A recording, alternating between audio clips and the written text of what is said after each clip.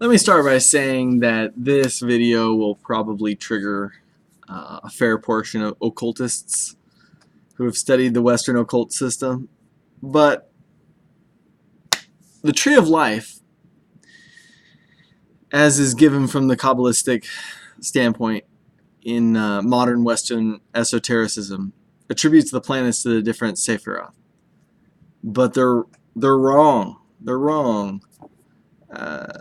The Golden Dawn, I don't know if they did it to safeguard the knowledge or if they did it to intentionally deceive people. But if you look at the, I think it was 1600s, Athanasius Kircher shows the planets correctly. Basically what you have is you have three pillars. You have the central pillar and then the two side pillars.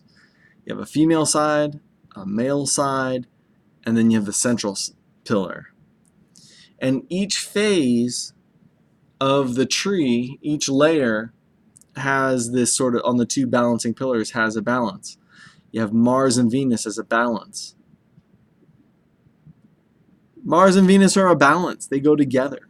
You know, that you would put Mars or Venus with Mercury is absurd. It just is. Mercury is the hermaphrodite. It has a central. Mercury is assigned to Yesod in Kircher's diagram, and I agree. I concur, because it's the perennial hermaphrodite. It's in the center. The moon is in the center at Malkuth, and then it has the sun at Tiferet still. But basically, you have Mars and Venus as a balance, and you have Jupiter and Saturn as a balance. And although they're not pictured, Neptune and Uranus are a balance as well.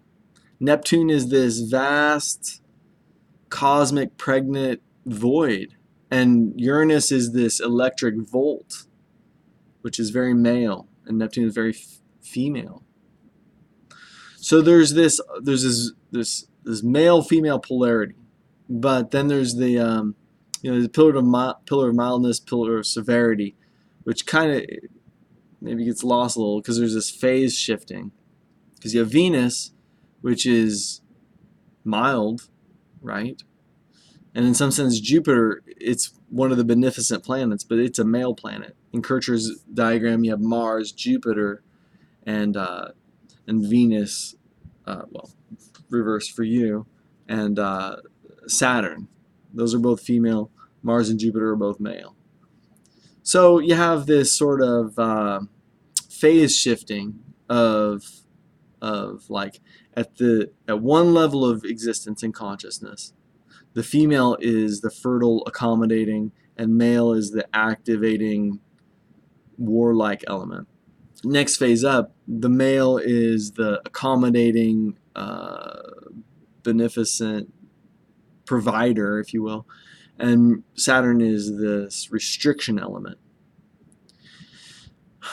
Now, no one wants to hear that they've learned it wrong, but if you think about it, it's obvious. It's obvious.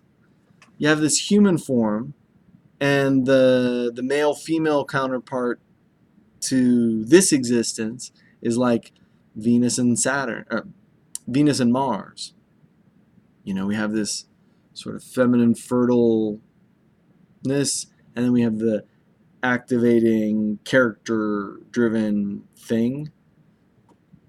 Now the next layer up, you have Saturn and Jupiter. They're almost like our parents, or our sort of cosmic environment, if you will. And then above that, you have the primordial, vague but relevant principles of this, the void and the electric volt. In Hinduism, you have Spanda, which is like the vibration, and you have Nada and Bindu. Nada is, they relate to mantra. So Nada is the vowels, la, wa, wa, wa, the vibration, and Bindu is the points of connection, the consonants. But more philosophically speaking, Nada is that background vibration, and Bindu is that seed, the characterizing, the fertilizing element, thing that gives it character. So you can think of sort of Neptune and Uranus in that way. Whereas Neptune, you have the basic background principle, and then you have the fertilizing, electrifying, activating element of Uranus.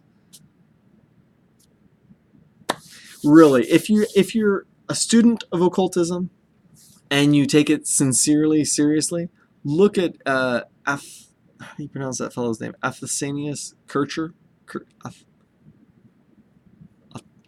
Athanasius Kircher. Kircher's diagram, and where he puts the planetary attributes. Way predates the Golden Dawn. And there's an intuitive sensibility to that. Mercury's a hermaphrodite. What does that mean? It means it contains the balances. You know, you look at the tarot art, the art card. Why am I calling it the art card?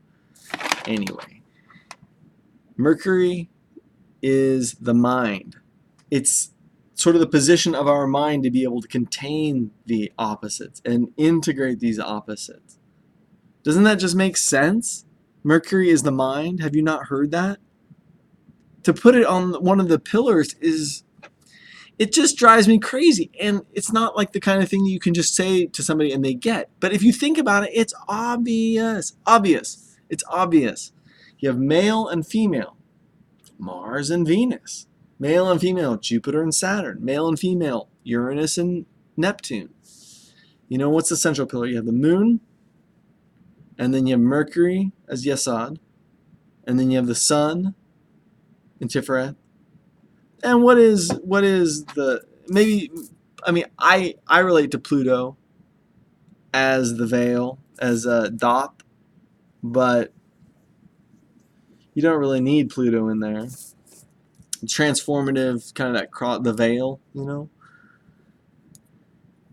But seriously, if you're watching this, think about that, because the tree of life as a map of consciousness is so elegant and beautiful and effortless. If you think of it like these planetary attributes that we've gotten from tradition, it's a great gift. It's a great gift. And if you think of them in terms of balances at different levels of reality, it just is obvious. It's it's a sensible map of the psyche and how to relate to the world at large.